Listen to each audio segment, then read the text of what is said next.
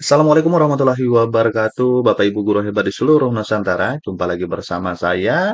Kali ini kita akan membahas mengenai cara merumuskan capaian pembelajaran menjadi tujuan pembelajaran, menjadi alur tujuan pembelajaran di dalam kurikulum Merdeka.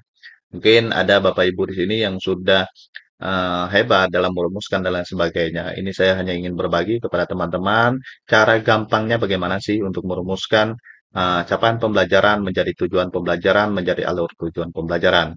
Oke, sebelum lanjut, bagi teman-teman yang belum dukung channel saya, silakan dukung dengan cara subscribe, like, dan bagikan video ini kepada teman-teman yang lainnya.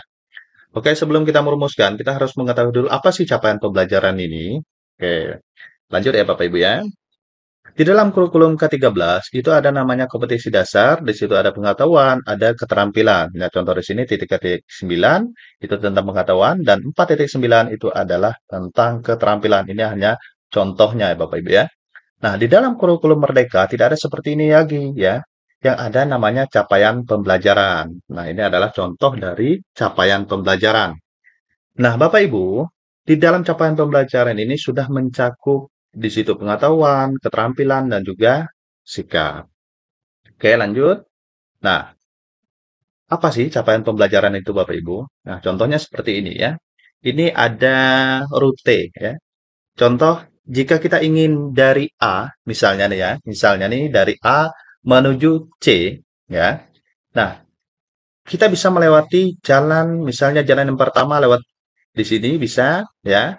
Terus lewat dari sini juga bisa, tapi tujuannya tetap ke C.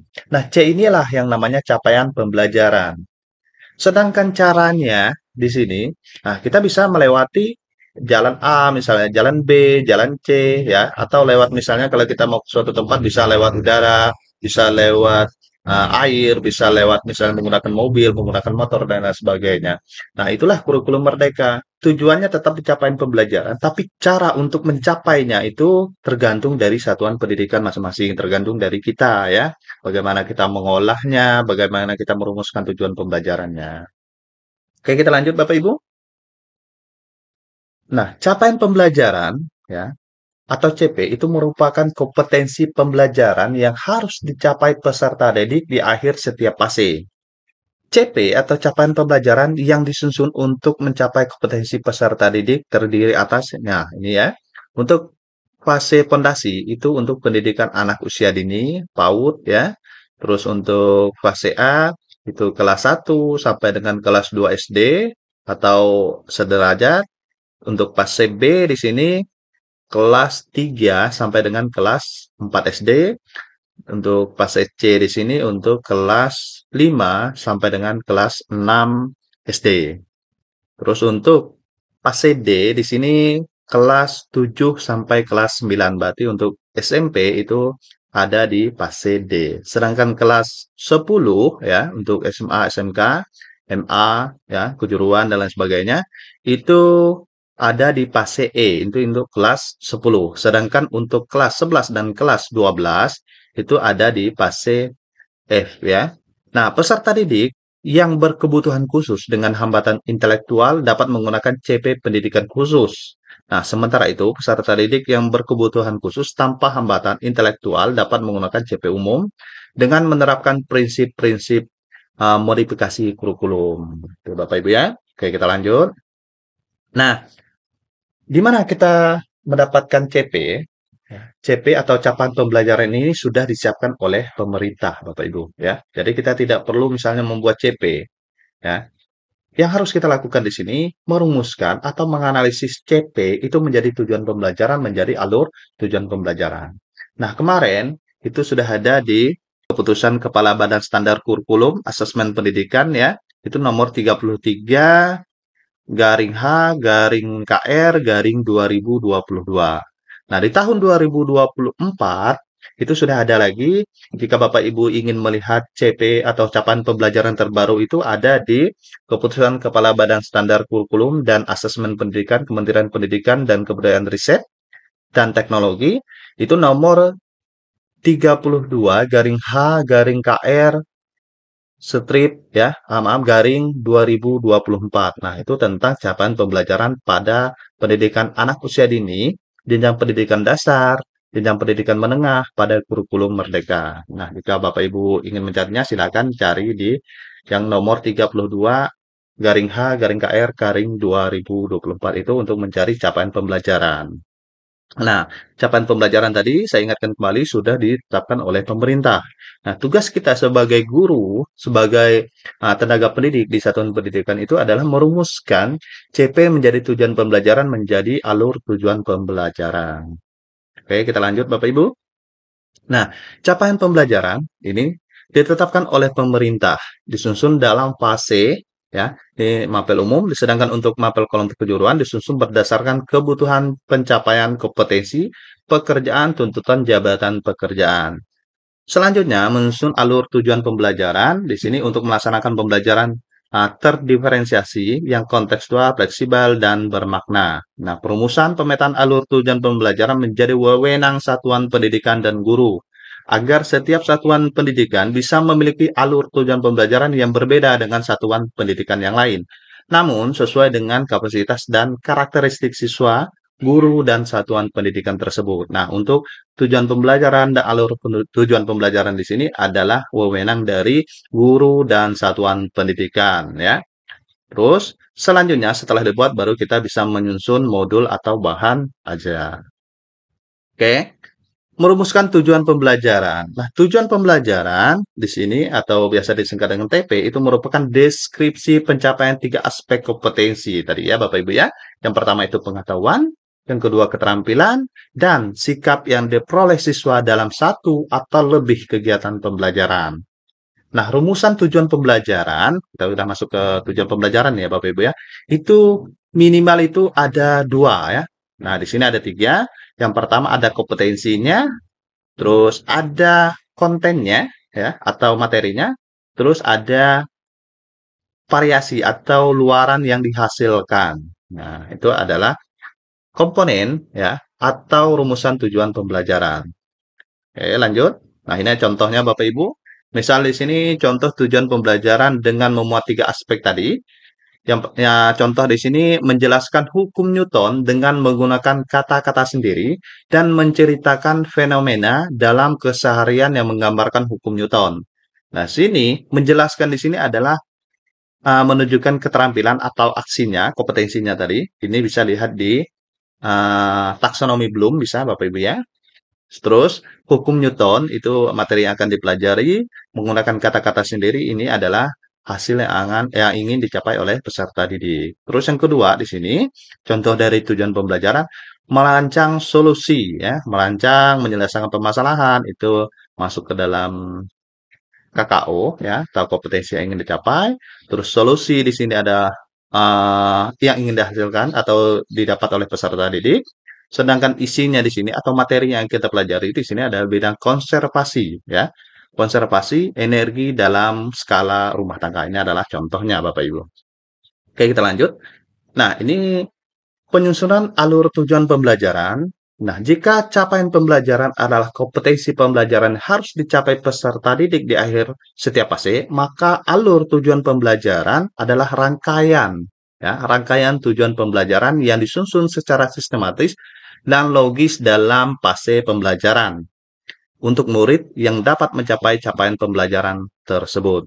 Dengan demikian, setelah merumuskan TP tadi, misalnya dari CP kita rumuskan menjadi tujuan pembelajaran. Nah, langkah berikutnya adalah merumuskan atau menyusun alur tujuan pembelajaran, yaitu biasa disingkat dengan ATP, Bapak Ibu. Nah, ATP ini lebih singkatnya seperti alur, Bapak Ibu. Nanti ya, nanti kita akan jelaskan lagi. Nah, pendidik dapat menggunakan ATP yang dapat diperoleh pendidik dengan cara yang pertama, tadi merancang sendiri berdasarkan CP, menggambarkan atau memodifikasi contoh yang disediakan, ya, menggunakan contoh atau yang disediakan oleh pemerintah. Ini ada tiga opsi yang bisa kita gunakan. Nah, bagi pendidik yang merancang ATP-nya sendiri, tujuan pembelajaran yang telah dikembangkan dalam tahap sebelumnya, ya, atau disusun sebagai satu alur, yang berurutan secara sistematis logis dari awal hingga akhir fase. Nah, ATP di sini juga perlu disusun secara linear, satu arah, dan tidak bercabang. Nah, sebagaimana urutan kegiatan pembelajaran yang dilakukan dari hari ke hari. Di sini ATP atau alur tujuan pembelajaran ini merupakan rangkaian tujuan pembelajaran yang disusun secara logis menurut urutan pembelajaran secara awal hingga akhir suatu kegiatan. Terus selanjutnya merupakan rangkaian kegiatan, rangkaian unit-unit kompetensi yang akan diperoleh, akan dipelajari dalam satu mapel. Nah, dalam menyusun alur tujuan pembelajaran ada beberapa prinsip yang perlu diperhatikan. Yang pertama, ya, ini dalam menyusun alur tujuan pembelajaran. Tujuan pembelajaran adalah tujuan yang lebih umum, bukan tujuan pembelajaran harian, ya. Yang kedua, alur tujuan pembelajaran harus tuntas satu fase, tidak terpotong di tengah jalan. Yang ketiga, alur tujuan pembelajaran perlu dikembangkan secara kolaboratif. Yang keempat, alur tujuan pembelajaran dikembangkan sesuai karakteristik dan kompetensi yang dikembangkan setiap mata pelajaran. Yang kelima, penyusunan alur tujuan pembelajaran tidak perlu lintas fase, ya, tidak perlu lintas fase kecuali pendidikan khusus. Yang selanjutnya, yang keenam, metode penyusunan alur tujuan pembelajaran harus logis dari kemampuan yang sederhana ke yang lebih rumit. Terus, selanjutnya yang ketujuh, tampilan tujuan pembelajaran diawali dengan alur tujuan pembelajaran terlebih dahulu. Baru proses berpikir, misalnya menguraikan dari elemen menjadi tujuan pembelajaran sebagai lampiran agar lebih sederhana dan langsung ke intinya untuk guru. Yang selanjutnya, yang kedelapan, ya, ini prinsipnya adalah karena alur tujuan pembelajaran yang disediakan pemerintah merupakan contoh, ya, maka alur tujuan pembelajaran dapat bernomor atau huruf untuk menunjukkan urutan atau tuntas penyelesaian dalam satu fase. Nah, ini kalau dari alur tujuan pembelajaran disediakan oleh pemerintah. Terus yang kesembilan, alur tujuan pembelajaran menjelaskan satu alur tujuan pembelajaran. Tidak bercabang, tidak meminta guru untuk memilih. Apabila sebenarnya urutannya dapat berbeda, lebih baik membuat alur tujuan pembelajaran lain sebagai variasinya. Terus yang selanjutnya, yang ke-10, alur tujuan pembelajaran fokus pada pencapaian CP, ya, bukan profil pelajar Pancasila. Nah, alur tujuan pembelajaran ini fokus pada pencapaian CP, bukan pada profil pelajar Pancasila, dan tidak perlu dilengkapi dengan pendekatan atau strategi pembelajaran. Nah, ini adalah prinsip dari alur tujuan pembelajaran. Nah, langkah merumuskan atau pemetaan alur tujuan pembelajaran. Yang pertama, kita melakukan analisis CP, ya, CP yang diperoleh dari pemerintah tadi, ya, pada mata pelajaran pada fase yang akan dipetakan. Yang kedua, identifikasi kompetensi di akhir fase. Potensi sebelum yang perlu dikuasai peserta tadi sebelum mencapai kompetensi di akhir fase. Ya. Yang ketiga, melakukan analisis setiap elemen, subelemen, dan profil pelajar Pancasila yang sesuai dengan mata pelajaran dan CP pada fase yang akan dipetakan. Yang selanjutnya, yang keempat, berdasarkan identifikasi kompetensi-kompetensi inti di akhir fase dan peta kompetensi sebelumnya. Nah, rumusan tujuan pembelajaran dengan mempertimbangkan kompetensi yang akan dicapai, pemahaman bermakna yang akan dipahami, dan variasi keterampilan berpikir pada apa yang perlu dikuasai siswa untuk mencapai tujuan pembelajaran. Nah, selanjutnya, yang kelima, setelah tujuan pembelajaran dirumuskan, susun tujuan pembelajaran secara linear sebagai urutan kegiatan pembelajaran yang dilakukan dari hari ke hari. Terus yang keenam, tentukan lingkup materi dan materi utama setiap tujuan pembelajaran. Dan yang terakhir itu adalah tentukan jumlah jam pelajaran yang diperlukan. Ini adalah langkah perumusan dan pemetaan alur tujuan pembelajaran. Nah, ini gambarannya atau skemanya langkah perumusan dan pemetaan alur tujuan pembelajaran. Misalnya di sini adalah capaian pembelajaran mapel A, terus kita rumuskan menjadi tujuan mata pelajaran, ya. Terus identifikasi kompetensi yang ada di CP tadi, terus bisa membuat tujuan pembelajaran. Yang pertama, yang kedua lebih sederhana lagi, terus lingkup materinya apa, jumlah jam per materinya. Ini ya Bapak Ibu ya. Oke, lanjut lagi. Nah, ini adalah contoh dari alur tujuan pembelajaran. Misalnya di sini mapelnya adalah dasar-dasar agribisnis tanaman. Jumlah jamnya 216 JP. Ini fase E, berarti kelas 10 SMK ya Bapak Ibu ya. Oke, kita lanjut. Nah, ini contohnya ya. Ini misalnya tujuan pembelajaran sudah ada Bapak Ibu ya. Nah, ini tujuan pembelajarannya dari elemen misalnya tujuan pembelajaran sudah ada. Nah, selanjutnya misalnya di sini ada TP1. TP ini adalah tujuan pembelajaran 1, ini tujuan pembelajaran 2 misalnya. Nah, ini misalnya di TP3 ini ya, TP3, TP4, TP5. Berarti tujuan pembelajaran yang ketiga, keempat, dan kelima. Ini dan selanjutnya ya, sampai di sini TP ada 12, 13 ya, ada 16 ini. Nah, ini sudah ada Bapak Ibu ya, ada tujuan pembelajaran, ini contohnya. Nah, setelah tujuan pembelajaran kita buat, baru kita susun di dalam ATP. Apa itu ATP? ATP itu adalah alur tujuan pembelajaran. Nah, contoh di sini ya. Bapak Ibu misalnya di semester pertama, setelah kita analisis CP-nya, kita menjadi tujuan pembelajaran, misalnya di sini ada 23 TP ya atau 23 tujuan pembelajaran. Nah, kita bagi misalnya TP pertama, TP kedua, TP ketiga, TP keempat atau tujuan pembelajaran keempat, 5, 6. Nah, di sini Bapak Ibu 7. Nah, di sini kenapa tidak ke setelah 7 kenapa tidak ke 8 misalnya ya? Mana 8 di sini? Nah, ini ya. Kenapa tidak ke 8? Nah, inilah yang dinamakan alur tujuan pembelajaran. Artinya apa? Kita boleh misalnya materi yang pertama misalnya untuk yang pertama. Materi pertama ini misalnya di CP-nya kita geser di pertemuan keempat. Bisa Bapak Ibu ya. Kita sesuaikan misalnya kita ingin ini duluan misalnya disesuaikan dengan kompetensi anak ya. Ini namanya alur tujuan pembelajaran. Tidak harus berurutan, tapi diingat harus sesuai. Misalnya sebelum kita mempelajari materi C misalnya, sebenarnya kalau menurut kita setelah kita identifikasi kita harus perlu di materi D, maka boleh materi D dulu atau tujuan pembelajaran yang D terlebih dahulu. Itu tidak harus misalnya setelah kita urutkan harus TP1 duluan atau TP2 duluan tidak ya. Kita yang menyesuaikan di menyesuaikan satuan pendidikan kita. Itu adalah alur tujuan pembelajaran. Oke Bapak Ibu, ini adalah TP yang kedua di semester 2 ya. Nah, saya misalnya. Terus kriteria alur tujuan pembelajaran. Nah, ini yang pertama menggambarkan urutan pengembangan kompetensi yang harus dikuasai peserta didik. Urutannya Bapak Ibu. Misal tujuan pembelajaran yang mana yang harus duluan kita ajarkan kepada anak-anak, harus anak-anak kuasai terlebih dahulu. Itu namanya alur tujuan pembelajaran. Terus ATP, nah dalam satu fase menggambarkan cakupan atau tahapan pembelajaran yang linear dari awal hingga akhir fase. Terus ATP pada keseluruhan fase menggambarkan cakupan atau tahapan pembelajaran menggambarkan tahapan perkembangan kompetensi antar fase dan jenjang. Nah, ini Bapak Ibu, ini contohnya ya. Contoh merumuskan CP menjadi TP dan menjadi ATP. Nah, ini sebenarnya ini lupa saya hilangkan dulu ya. Nah, contoh di sini capaian pembelajaran. Ini didapat di mana? Didapat di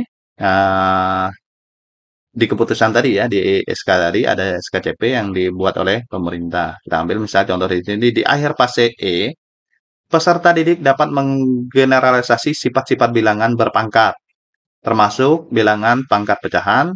Mereka dapat menerapkan barisan dan deret aritmetika dan geometri, termasuk masalah yang terkait bunga tunggal dan bunga menjemuk. Nah, ini sebenarnya tidak ada Bapak Ibu ya, tidak ada. Nah, setelah kita analisis kompetensi atau KKO-nya apa di sini? Nah, yang pertama KKO di sini adalah ini yang pertama. Menggeneralisasi. Kita tulis di sini Bapak Ibu, ya. Terus ada enggak kompetensi yang lain yang ingin dicapai di sini? Nah, menerapkan. Ini ada Bapak Ibu ya, menerapkan. Ini kita masukkan. Nah, masih ada tidak? Kalau masih ada, kita tulis lagi di sini, ya. Ini satu CP dulu ya. Nah, kalau ada silahkan ditulis lagi kompetensinya. Terus kita masuk ke konten atau materinya. Materi yang terdapat dalam capaian pembelajaran ini apa? Misalnya di sini peserta dari sifat-sifat bilangan berpangkat ya, sifat-sifat bilangan berpangkat, terus termasuk bilangan pangkat pecahan. Ini kan bisa nih ya, kita masukkan. Terus masih ada enggak materinya di sini? dapat mendapatkan barisan deret aritmatika dan geometri. Ini ya. Nah, kalau masih ada lagi Bapak Ibu, ini hanya contoh. Silakan masukkan lagi ya, masukkan lagi materi yang terdapat di situ. Nah, dari dua ini kompetensi sudah kita dapat ya, konten atau materi yang akan diajarkan sudah kita dapat. Sudah bisa kita membuat tujuan pembelajaran ya. Nah, biasanya kalau di dalam membuat tujuan pembelajaran adanya A, B, C, D ya. Misalnya ada peserta didik. Nah, bisa Bapak Ibu, misalnya di sini tujuan pembelajaran. Ya, yang pertama menggeneralisasi sifat-sifat bilangan berpangkat termasuk bilangan pangkat pecahan. Nah, yang kedua di sini menerapkan barisan deret aritmatika dan seterusnya. Ini Bapak Ibu masih umum. Masih umum dalam arti apa? Tujuan pembelajaran ini masih bisa kita pecahkan lagi. Misalnya di sini peserta didik, tetet, misalnya sifat bilangan berpangkat dengan cara ini. Bisa kita pecahkan menjadi 2 sampai 3, 4 tujuan pembelajaran. Oke Bapak Ibu, itu adalah praktik merumuskan CP menjadi TP dan ATP. Dan menurut saya inilah cara gampangnya Bapak Ibu merumuskan menjadi tujuan pembelajaran ya. Nah, nanti baru Bapak Ibu masukkan profil pelajar Pancasilanya, itu saya agak gampang lah Bapak Ibu ya. Menggunakan metode apa, nanti masukkan di dalam tujuan pembelajaran.